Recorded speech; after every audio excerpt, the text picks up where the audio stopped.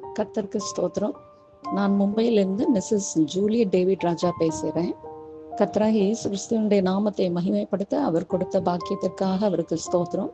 கடந்த மார்ச் 12ஆம் தேதி என்னுடைய பிரதர் இல்லா நிக்சன் இருதயத்தில் வலி வந்து ஹாஸ்பிட்டலில் அட்மிட் பண்ணினோம்.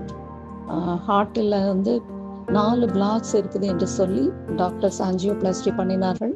பின்பு ஐசியூக்கு கொண்டு சென்று சிறிது நேரத்தில் அவனுடைய பிளட் ப்ரெஷர் 60க்கு குறையாகவே இருக்கிறது என்று சொல்லி அவன் கிரிட்டிக்கல் கண்டிஷன் என்று சொல்லிவிட்டார்கள் டாக்டர்ஸ். உடனே நான் தேவனுடைய தீர்க்கதரிசி பாஸ்டர் பெஞ்சமின் ஐயா அவர்களுக்கு ஃபோன் செய்தேன். அவர்களும் ஜெபித்து விட்டு ஆண்டவர் அற்புதம் செய்கிறார், பயப்பட வேண்டாம் என்று தீர்க்கதரிசனமாக சொன்னார்கள். நிக்சன் கர்த்தருடைய ஊழியத்தையும் செய்வதனால் நாங்களும் ஊழியக்காரரின் சுகத்தை விரும்புகிற தேவனிடத்தில் விசுவாசத்தோடு ஜெபித்தோம்.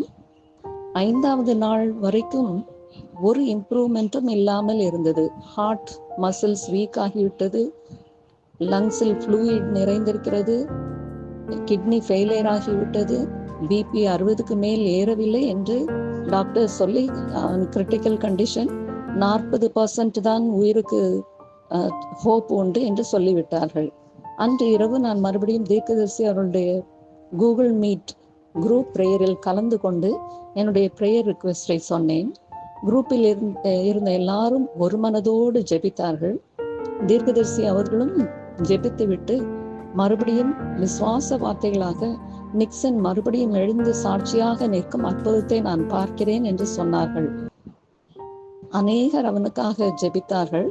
ஆச்சரியப்படத்தக்கதாக மறுநாள் நிக்சனுக்கு எல்லா உறுப்புகளும் ஃபங்க்ஷன் ஆகி, பிபி நார்மலாகி, வென்டிலேட்டர் மற்றும் எல்லா டியூப்ஸையும் எடுத்து நார்மலாக சுவாசிக்க கர்த்தர் கிருபை செய்தார். இப்பொழுது அவன் தானாக நடந்து அவனாக சாப்பிட்டு கர்த்தருடைய கிருபையினால் அவன் சுகமாக இருக்கிறான். ஜெபித்த தீர்க்கதரிசி பெஞ்சமின் பாஸ்டர் அவர்களுக்கும் மற்ற யாவருக்கும் கர்த்தரை ஸ்தோத்திரிக்கிறேன். கர்த்தர் தம்முடைய தீர்க்கதரிசி ஐயா அவர்களை இன்னும் அநேகருக்கு ஒரு ஆசீர்வாதமான பாத்திரமாக பயன்படுத்த வேண்டும் என்று நான் ஆண்டவரிடத்தில் ஜெபித்துக் கொள்கிறேன். கர்த்தர் ஆசீர்வதிப்பாராக. ஆமென்.